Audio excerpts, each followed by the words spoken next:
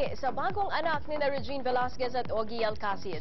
At ang kapatid nating si Joseph the Artist, big winner na naman sa kakatapos lang na Aliw Awards. Ikwento mo, MJ Marfori.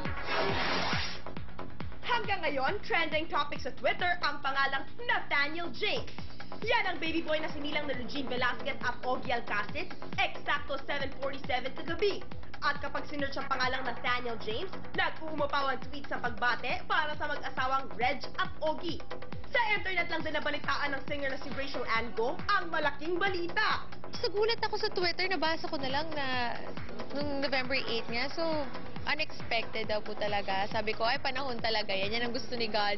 May bigat na 4.4 pounds si baby Nathaniel na isinilang ng Songbird via cesarean operation. Sa ngayon, todo breastfeed daw si Regine sa kanilang uniko iho.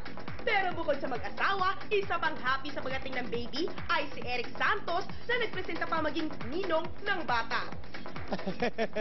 Nako, it would be very, kumbaga, it's such an honor talaga. Big winner